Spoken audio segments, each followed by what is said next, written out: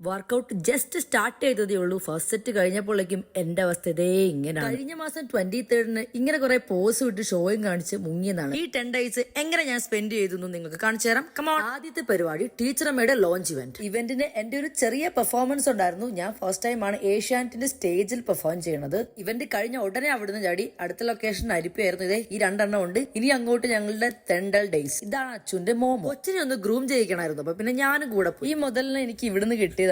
അയ്യോ, അതെന്റെ കയ്യിൽ നിന്ന് ഇറങ്ങുന്നേ ഇല്ലായിരുന്നു. ചോക്ലേറ്റ് കളറിലുള്ള ഡാഷിനെ ഞാൻ ഫസ്റ്റ് ടൈം ആണ് കാണുന്നത്. എനിക്കാണെങ്കിൽ അതിനെ നിലത്ത് വെക്കാനേ തോന്നില്ലായിരുന്നു. അത്രയും ക്യൂട്ടും. അതാണെങ്കിൽ എന്റെ അടുത്ത് ഇങ്ങനെ ഒരു കുഞ്ഞു കൊച്ചിരിക്കുന്ന പോലെ ഭയങ്കര കംഫർട്ടബിൾ ആയിട്ട് ഇരിക്കുവായിരുന്നു. ഫസ്റ്റ് ടൈമാണ് ഞാനൊരു സ്നേക്കിനെ പിടിക്കുന്നത്. അതും ഇങ്ങനെ ജീവനുള്ള ഈ ഒരു സാധനം ഇങ്ങനെ കയ്യിലൂടെ ഇഴഞ്ഞു പോണത്.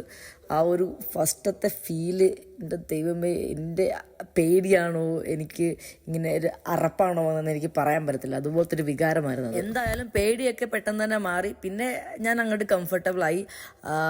എനിക്ക് ഭയങ്കര ഇഷ്ടപ്പെട്ടു ആ ഒരു നല്ല ക്യൂട്ട് പിങ്ക് പാമ്പിനെ. വൈറ്റ് കളറിൽ ഇത്രയും ഭംഗിയുള്ള ഒരു ഡാഷിനെ നിങ്ങൾ ആരെങ്കിലും കണ്ടിട്ടുണ്ടോ? ഇവളുടെ കൊച്ചിനാട്ടോ നമ്മൾ നേരത്തെ എടുത്തത്, ആ ചോക്ലേറ്റ് കളറിലുള്ള ബേബി.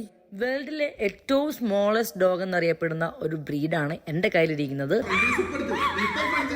ആദ്യം ചെറിയ പേടിയൊക്കെ ഉണ്ടായിരുന്നുള്ളൂ. പിന്നെ ഇഗ്വാനയായിട്ട് ഞാൻ ഭയങ്കര കമ്പനി. ഈ ഐറ്റത്തെ കൈ പിടിച്ചപ്പോൾ നന്നായിട്ട് മുള്ളു കുത്തുന്നുണ്ടായിരുന്നു. ലിറ്ററലി നമ്മുടെ മുള്ളമ്പന്നില്ലേ, അതിന്റെ ഒരു ചെറിയ വേർഷൻ. നമ്മൾ പോയ പണി മറന്നുപോയി. ഇതേ ഈ ആളെ മനസ്സിലായി. ആദ്യം കണ്ടപ്പോൾ ഞങ്ങൾക്കും മനസ്സിലായി. ചൂടുകാലം ആയതുകൊണ്ടേ നന്നായിട്ട് അങ്ങോട്ട് ഹെയർ കട്ട് ചെയ്ത്. ഇയാളെ ഞങ്ങൾ കണ്ടുമുട്ടിയത് അങ്ങ് തൃശ്ശൂരിൽ വെച്ചാണ്. ഇവിടെ എന്താ അടുത്ത പരിപാടി എന്ന് വെച്ചാൽ തൃശ്ശൂർ ചാലിശ്ശേരി പൂരം. പരിപാടീസ് ഒക്കെ വൈകുന്നേരം ആണല്ലോ. അപ്പൊ പിന്നെ രാവിലത്തെ പരിപാടി ഇങ്ങനെ ആ നാടൊക്കെ ഒന്ന് ചുറ്റിക്കാണാന്ന് വിചാരിച്ചു. ഞാനും അച്ഛനും കൂടെയാണ് മോർണിംഗ് വാക്കിന് ഇറങ്ങിയത്. കൂടെ ഞങ്ങൾ അവിടെ അടുത്തുള്ള ഒരു അമ്പലത്തിലും കൂടെ പോയി. നല്ലൊരു ഹാപ്പി മോർണിംഗ് ആയിരുന്നു. നമ്മൾ സ്റ്റേ അടിച്ചത് നമ്മുടെ അച്ചുക്കുട്ടന്റെ അച്ഛമ്മയുടെ വീട്ടിലാണ്. ഇനി നമ്മുടെ മെയിൻ പരിപാടി. ഞാൻ ആദ്യമായിട്ടാണ് ചാലിശ്ശേരി പൂരത്തിന് പോകുന്നത്. പൂരത്തിന് പോകണം എന്നും പറഞ്ഞ് അച്ചു ബഹളം ഉണ്ടാക്കുമ്പോൾ ഞാൻ വിചാരിച്ചത് ഒരു സാധാരണ 1-2 ആനകളൊക്കെ ഉള്ള കുറച്ച് കൊട്ടുംപാട്ടൊക്കെ ഉള്ള ഒരു പൂരം. പക്ഷെ ചാലിശ്ശേരി പൂരം 3 ജില്ലക്കാര് ഒരുമിച്ച് ഒരേ വികാരത്തിലെത്തുന്ന ഒരേ ഒരു പൂരം. തൃശ്ശൂർ കഴിഞ്ഞു ഇനി അടുത്ത ലൊക്കേഷൻ മലപ്പുറം. അവിടെ ഒരു റിസോർട്ടിൽ ചെറുതായിട്ടൊന്ന് ചില്ല് ചെയ്യാൻ പോയത്. നമ്മൾ വിചാരിച്ച പോലെ ചെറുതിൽ ഒതുങ്ങിയില്ല,